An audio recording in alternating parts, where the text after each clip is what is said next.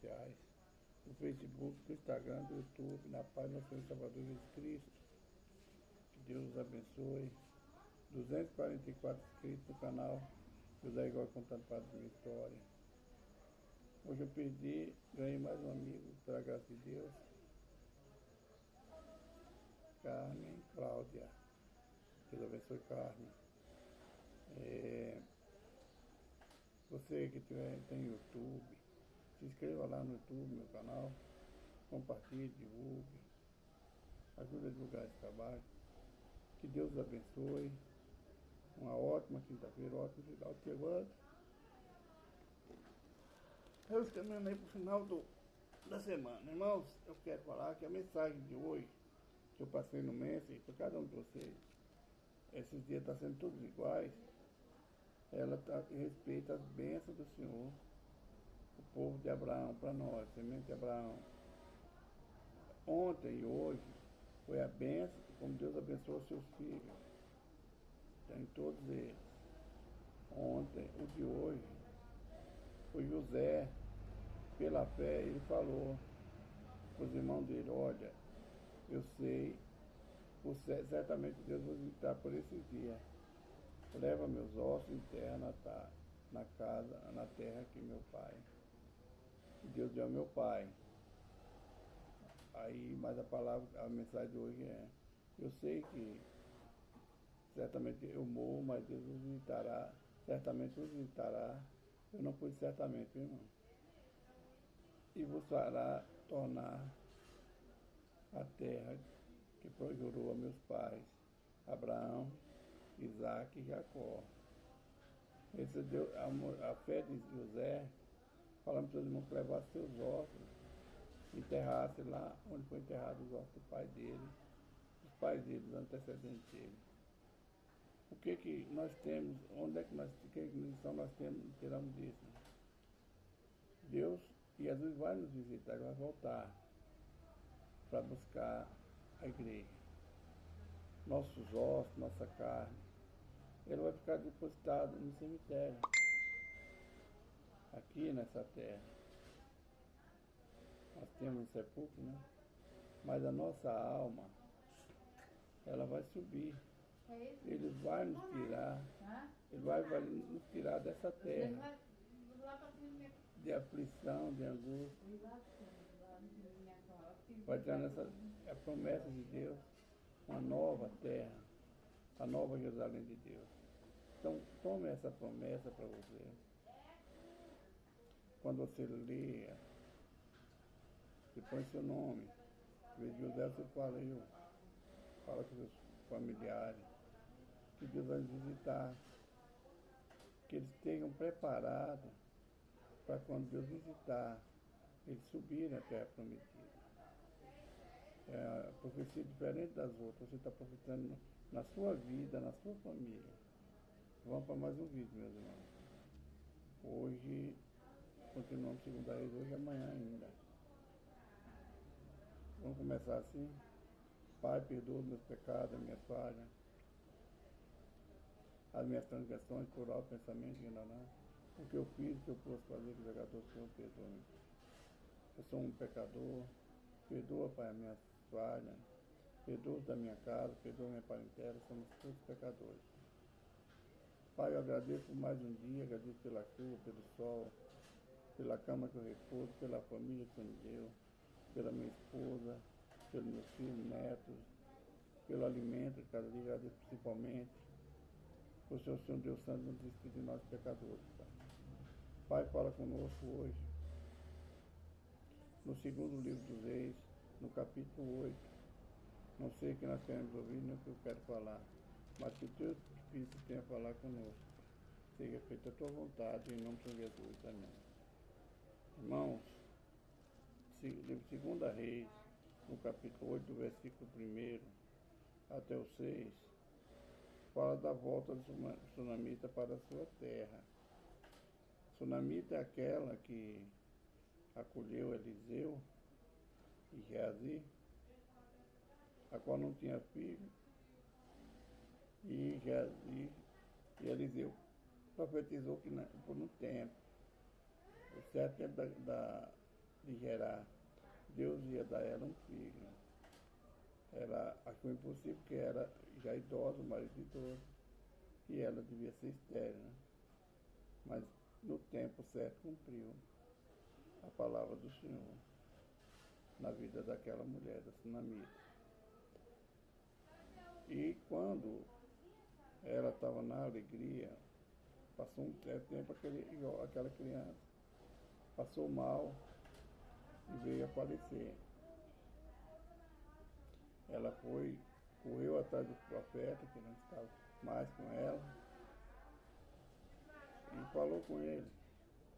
Ela não conversou com ninguém, ela só falou com o profeta. Quando o servo do profeta perguntou, está tudo bem com você? Está tudo bem. Está tudo bem com o teu filho? Está tudo bem. Tu, teu marido, está tudo bem. Mas quando ela chegou no pé do profeta, ela foi na pessoa certa. Quem ela encontrou, ela falou que estava bem. Porque ela sabia que Deus prometeu aquele filho.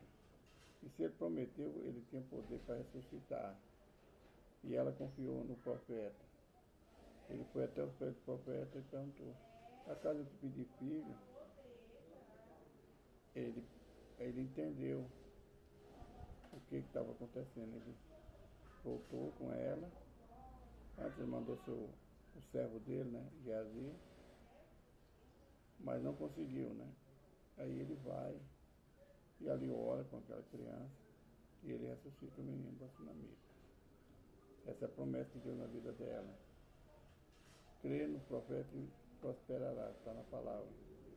E a palavra do profeta foi verdadeira. Ele não profetizou, dele mesmo, foi Deus que mandou profetizar. E essas profecias que eu passo a você são profecias da Bíblia, do próprio Deus, os profetas do Senhor.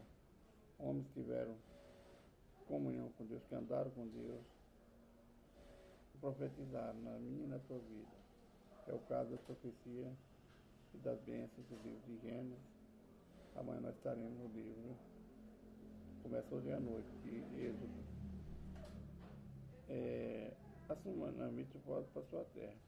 E falou Eliseu àquela mulher cujo filho ficasse: levanta-te e vai-te, tu e a tua família peregrina onde queres, puder peregrinar, porque o Senhor chamou a fome, a qual também virá à terra por 7 anos. E levantou-se a mulher e fez conforme a palavra do homem de Deus, porque foi ela com a sua família e peregrinou na terra dos filisteus 7 anos. E sucedeu que, acabados os 7 anos, a mulher voltou à terra dos filisteus, da terra dos filisteus, e saiu a clamar ao rei pela sua casa e pela sua terra.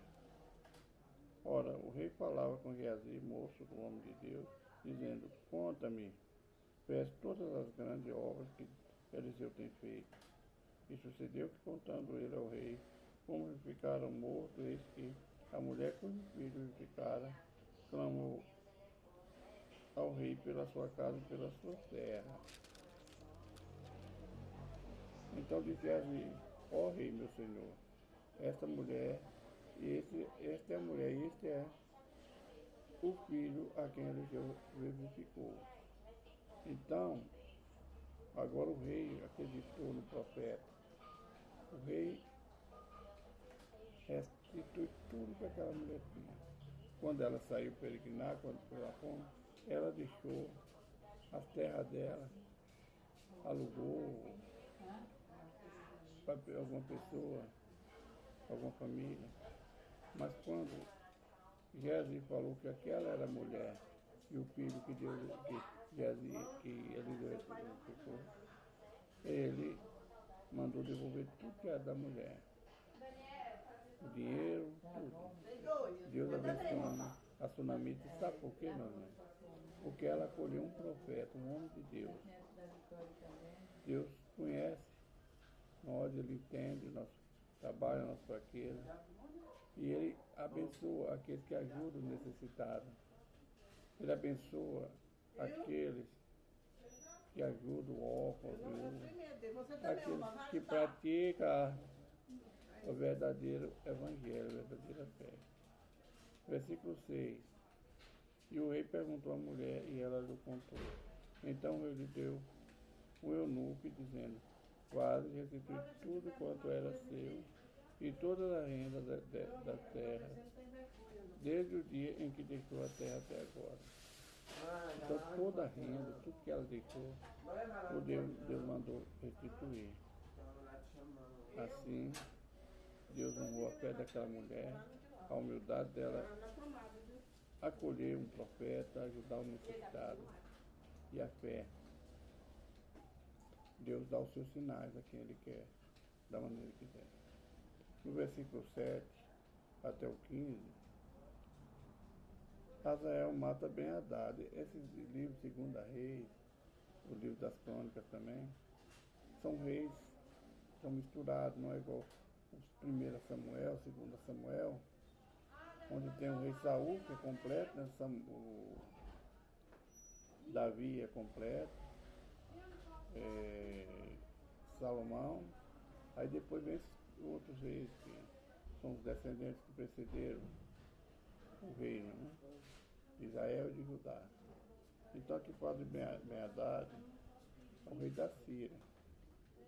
Depois veio Eliseu a Damasco, e tendo Ben-Hadad, rei da Síria, doente, estando Ben-Hadad doente, e lhe anunciar dizendo: o homem de Deus é chegado aqui. Então o rei diz a Hazael: toma um presente. É o Dessane. Dá o Dessane para ela. Mas dá para molhar um pano. Eu vou precisar dele, vai lá e molha o pano. Vai lá, leva, né? Depois traz, né? Então ele disse a Hazael: toma um presente da tua mão e vai encontrar-se com um homem de Deus. Pergunta por ele ao Senhor, dizendo: ei, Deus sará desta doença? Aqui nós vemos o profeta, o rei da Síria manda o mordomo perguntar ao profeta se ele sararia daquela doença. O profeta falou que ele iria morrer. Quando Hazael chega a Ben-Hadad, ele pergunta o que o profeta falou. Ele falou: certamente você vai viver. Ele mentiu ao rei. Era um jeito dele meter traição àquele rei. Ele sabia, quando o profeta falou que o rei ia morrer, Ben-Hadad ia morrer, ele não falou como, de que, o tempo, mas ele falou que ele ia morrer. Então o Hazael, para tomar o reinado, para roubar, para usurpar, né? Ele molhou um cobertor quando o rei estava dormindo e sufocou o rei, ele morreu sufocado. Quando o profeta viu, quando o Hazael chega do profeta, o profeta se entristece. E ele pergunta ao rei: por que você está triste? O profeta, ele fala: porque o seu mal que você vai causar ao povo de Israel. Você vai ser rei. Ele falou que ele não era nada. Aí, mas Deus sabia, Deus conhecia o coração daquele homem, o que ele estava planejando fazer. E Deus permitiu, irmão. O inimigo, ele trabalha assim. Às vezes você tem um amigo, um companheiro, ou um familiar, que está sempre ao teu lado, te abraçando, te beijando, te ajudando, mas ele está planejando, arquitetando um mal para você. Isso é o inimigo das nossas almas, que usa pessoas que dão lugar para ele, para tomar tudo que é seu.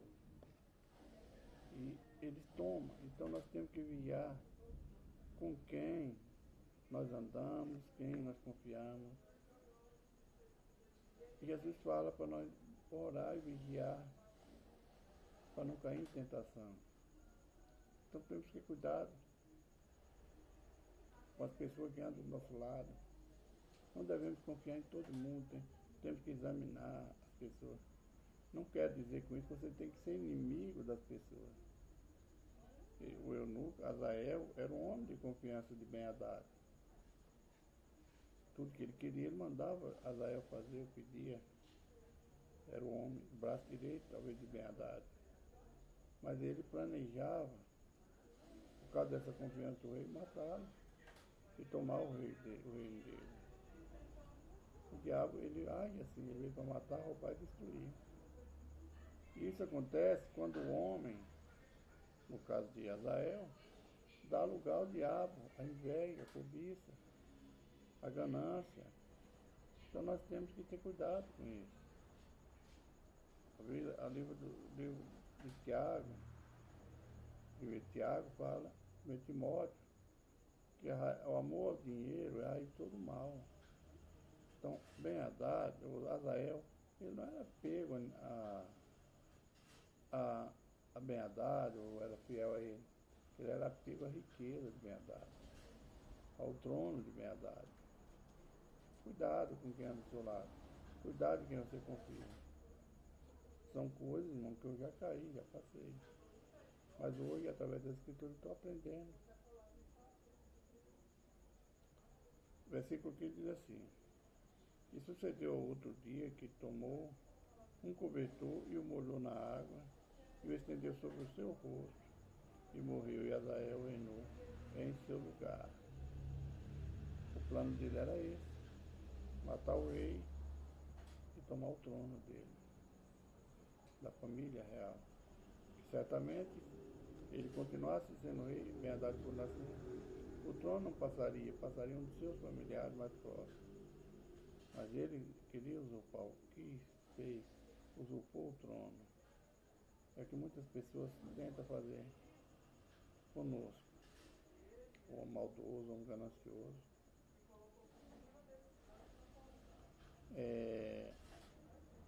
Versículo 16 a 24, o reinado de Jeorão. No ano 5º de Jeorão, filho de Acabe, rei de Israel, Jeorão era rei de Israel, reinando ainda Josafá em Judá. Começou a reinar Josafá, filho de Josafá. Josafá, filho de Josafá. O Jorão, filho de Josafá. E começou a reinar Jorão, filho de Josafá, rei de Judá. Era a idade de 32 anos quando começou a reinar, e 8 anos reinou em Jerusalém. E andou no caminho dos reis de Israel, como também fizeram da casa de Acabe, porque tinha mulher por mulher, a filha de Acabe, filho que era mau aos olhos do Senhor. Jorão, rei de Judá, Jorão, rei de Judá, ele não fez o que Deus falou com Davi, cortou a promessa de Deus, Davi, mas Deus, por amor do nome dele, continuou cumprindo a promessa.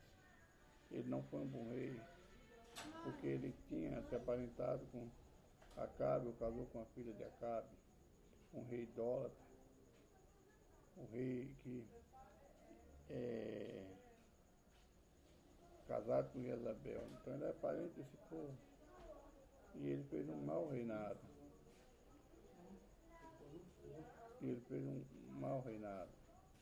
E Deus tirou o reinado dele. E Jorão dormiu com seus pais e foi sepultado com seus pais na cidade de Davi. E a casa de seu filho reinou em seu lugar. Nós vamos ver nessas leituras que nem todos os reis foram sepultados na sepultura de Davi. Alguns foram.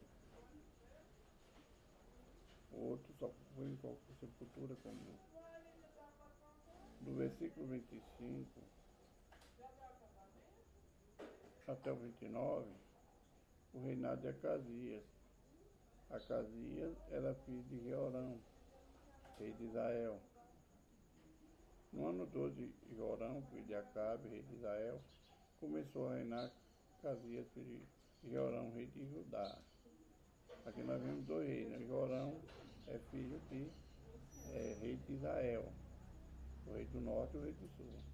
Acasias é filho da descendência de Davi, é filho de Jorão, ele é rei de Judá. Lembra que lá em Salomão, Deus dividiu as tribos em 10 tribos. 2 seguiram o povo dos filhos de Davi e 2 seguiram outro rei. As outras demais A que seguiram a casa de Davi foi Judá e Benjamim. E era Calido 22 anos de idade quando começou a reinar, e reinou 1 ano em Jerusalém, e era o nome da sua mãe, Atalha, filha de honra, rei de Israel. Nós vemos aqui que é parentesco, a união entre o povo de Acabe e o povo de Davi estava só crescendo. E isso não agradou o Senhor. E andou no caminho da casa de Acabe, que fez mal aos olhos do Senhor, como a casa de Acabe, porque era genro da casa de Acabe. No caso, Acasias casou com a filha de Acabe. E ele seguiu o erro, fez o erro, idólatra, fazia tudo contrário aos mandamentos do Senhor. E foi com Jorão, filho de Acabe, a Ramote e Gileade, a peleja contra Azael, rei da Síria, Ciro, filho de Jorão. Então voltou o rei Jorão para se curar em Gileade das feridas que o Ciro lhe fizeram em Ramá, quando peregou contra Azael, rei da Síria, e desceu a Acasias, filho de Jorão, rei de Judá, para ver Jorão, filho de Acabe em Jezreel, porquanto estava doente.